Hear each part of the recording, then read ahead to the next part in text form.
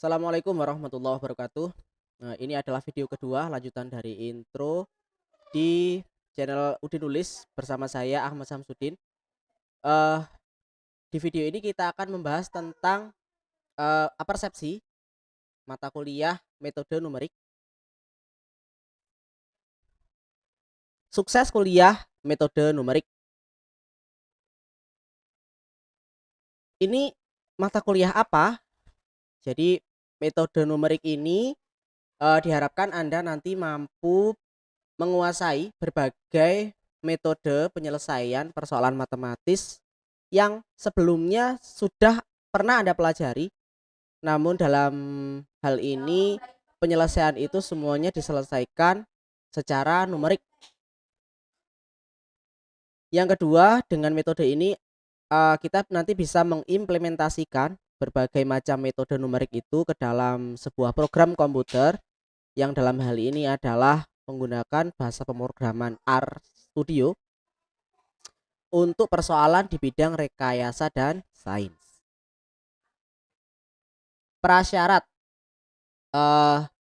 beberapa mata kuliah yang harus sudah Anda tempuh sebelum Anda mengikuti mata kuliah metode numerik ini adalah yang pertama, Anda sudah harus lulus aljabar linier. Anda juga sudah harus menempuh mata kuliah kalkulus dan algoritma pemrograman sebagai basic dari kemampuan untuk memprogram menggunakan RStudio nanti.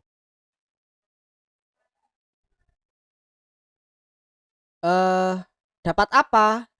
Diharapkan nanti mahasiswa dapat menggunakan berbagai metode numerik yang ada, menggunakan bahasa pemrograman R untuk menyelesaikan masalah-masalah matematika. Yang kedua, diharapkan nanti Anda mampu untuk menjelaskan alur metode numerik menjadi algoritma dan Anda juga mampu membuat program untuk metode numerik. Strategi perkuliahan yang pertama, mata kuliah ini kita akan bahas sepenuhnya menggunakan e-learning kampus. Kemudian yang di dalamnya nanti mencakup presensi, kemudian materi dan pengumpulan tugas semuanya akan kita selesaikan menggunakan e-learning kampus. Yang kedua, nanti pembelajaran kita menggunakan konsep flip classroom dan perkuliahan secara sinkron bisa digunakan menggunakan Meet jika perlu, dan kita juga bisa nanti bahas secara mendalam menggunakan WA group ya, di WhatsApp group. Yang terakhir, diharapkan nanti mahasiswa sebagai pembelajar yang lebih aktif, mau mengeksplor, mau menggali sumber informasi yang ada di internet, mengelaborasi dan memanfaatkan sehingga Anda bisa menguasai berbagai macam metode numerik itu secara utuh dan mendalam. Presensi untuk kehadiran di mata kuliah kita ini nanti mahasiswa hanya boleh mengikuti UAS jika kehadirannya mencapai 75% atau lebih, atau dalam hal ini itu 12 kali pertemuan presensi ya. Jadi presensi yang kita gunakan selama ini nanti Anda bisa lakukan mulai jam 7 pagi sampai jam 7 sore di e-learning. Ketika Anda buka e-learning dari jam 7 pagi sampai jam 7 sore, Anda klik absen berarti Anda sudah presensi. Hadir ya, hadir. Kalau absen berarti tidak hadir ya. Sistem akan otomatis menganggap Anda absen atau tidak hadir ketika Anda membuka e-learning itu lebih dari jam 7 sore. Jadi pastikan setiap hari Senin, setiap hari yang sesuai dengan jadwal Anda kuliah, Anda membuka presensi dan Anda mengakses materi yang sudah saya sampaikan nanti di e-learning itu. Jangan sampai ada pertanyaan dan pernyataan di akhir perkuliahan, Pak saya kok nggak lulus, saya kan nggak pernah absen. Nggak mungkin, karena ketika Anda nggak pernah absen ya otomatis Anda tidak lulus begitu ya.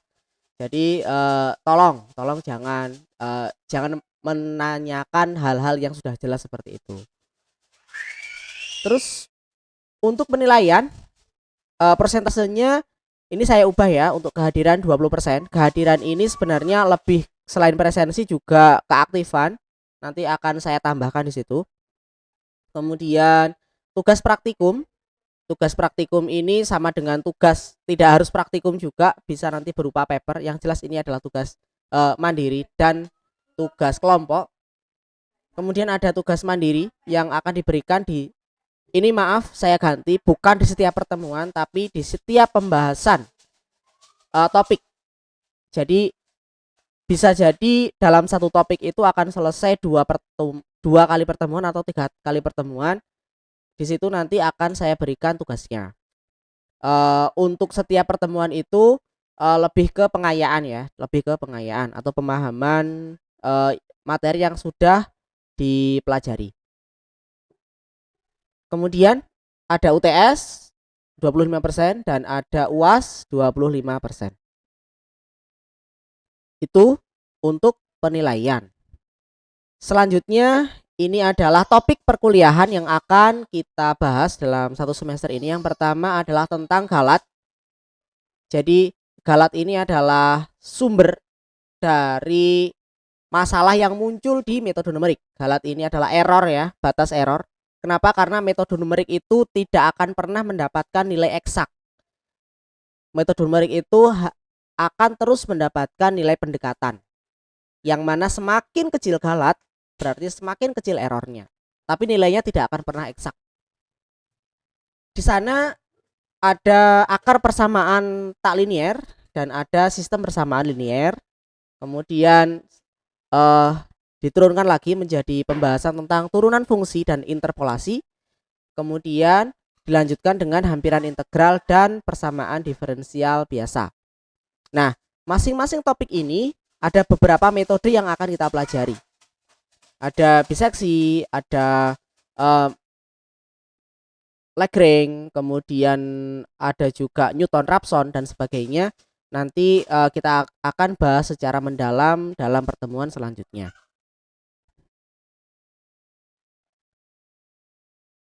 Oke, terima kasih. Itu materi lanjutan dari pendahuluan yang sudah kita bahas. Saya cukupkan segini.